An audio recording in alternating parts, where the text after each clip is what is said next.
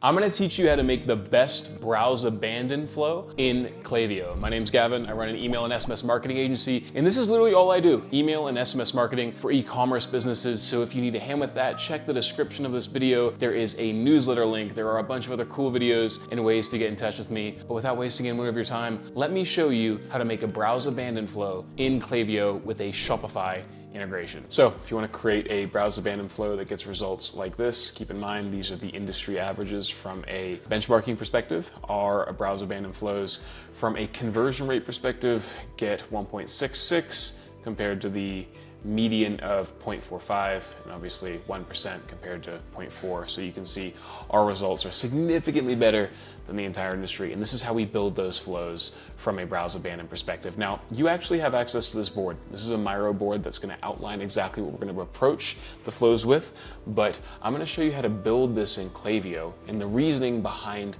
our approach to this type of browse abandon flow. So let's get into it, okay? We're gonna click flows, this is how you do it.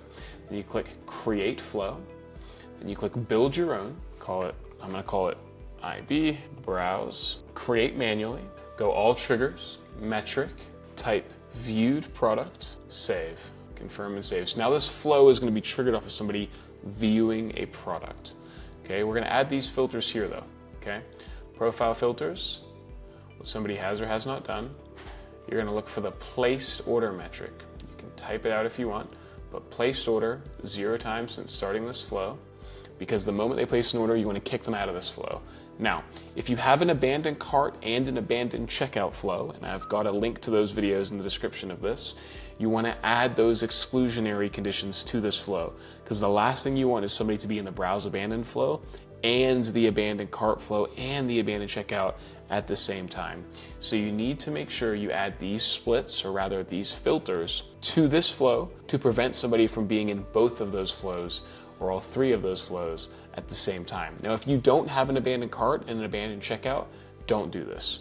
But what you want to do is you want to go what somebody has or has not done, checkout started 0 times since starting this flow, and make sure these are and conditions because they need to make sure we don't hit any of these to stay in this flow. And what somebody has or has not done, added to cart. Now, if you don't see the add to cart metric come up here, it's because you need to update your integration. So go into integrations in Klaviyo, click Shopify, and there'll be a button that says get started. Click that, go through the steps. That'll get the add to cart metric into your Klaviyo store. 0 times since starting this flow. So now we have a pure abandoned cart flow. Also, add these 2 conditions. If someone can receive email marketing and what somebody has or has not done, bounced email 0 times in the last 30 days. This just helps maintain list hygiene and improve your deliverability, okay? So click save, there we go. I'm gonna zoom out a little bit here for you. First thing we're gonna do, create a conditional split, okay? We're gonna say what somebody has or has not done, placed order 0 times, overall time. We're gonna send our customers down the right-hand side and our non-customers down the left-hand side. The reason we're gonna do that is because we're gonna have different messaging for different people. Customers should not get an incentive to place an order. Non-customers should always get an incentive to place an order. Your focus is to increase the subscription to conversion rate, how much product you can get into people's hands to then make up for any loss in margin on that first sale. For example, you give someone 10% off to place that first order. You want to make up for it on that second, third, and fourth order, that repeat order rate. So this is what we do. Conditional split, conditional split. So customers are going down this side here, non-customers are going down this side here. We're gonna do this, time delay, time delay, time delay, time delay. We're gonna set 1. First, we're gonna do the conditional split. We're gonna click random sample, 50-50, okay? We're gonna be testing which time works the best within this flow from a delivery perspective. So 50% good on this side, 50% good on this side. It's basically an A/B test, but to A/B test send times, we need to set it up like this within Klaviyo. So then you're gonna go here. You're gonna say, I'm gonna do it, looking at the board here, 15 minutes and 30 minutes. Test this though, right? Like you might find that a longer time works better than a shorter time. Totally fine.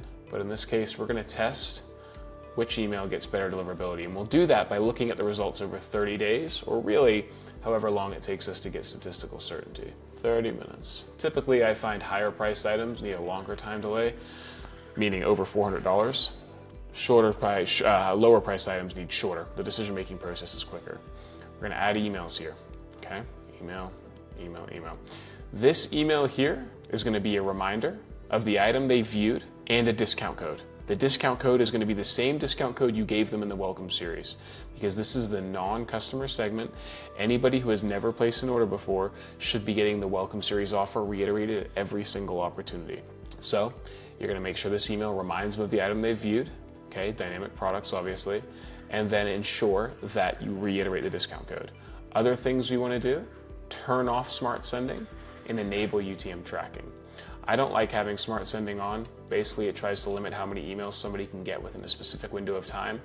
I don't like it, especially if my deliverability is okay. I just take that off. Then what we're gonna do is we're gonna join these channels up. Now keep in mind, these guys are gonna get a discount code. On this side, this is the customer segment. They're not gonna get a discount code because they've already placed an order. We don't wanna constantly reiterate discount codes to people who've already placed an order. So just send them a reminder email. This is the item you viewed. Any questions, let us know. Here's how you finish your order, no discount. And you're gonna add time delays after joining these flows together. So you're gonna join the flows, add a time delay, 1 day. Then you're gonna add an email and an email. Turn off smart sending, okay? And you're gonna go ahead and send the email again. It's gonna be a variation of this one. Here you go, you've got your talking points here, right? Feel free to build some urgency here too. And then just go ahead and remind them of the discount code for the non-customer. Once again, refer to this board if you get lost. This board has all the talking points you need for these emails, so you can reference that. And then here, non-customer segments, so every email gets a discount code. Here, remind them again, no discount code, okay? That is how you build a browse abandon that works really well. Now it's a relatively short flow because it's a low touch action that triggers this automation. You don't want to have a massive sequence of emails for somebody who just viewed an item. You can do that for a post-purchase or an abandoned cart flow, sure, but those are higher intent actions. This is a low intent action, which is why I keep it relatively short. Building a flow like this for your browse abandon is one of the first things we always do for our clients, and it's one of the biggest needle movers when it comes to the email marketing automation sequences.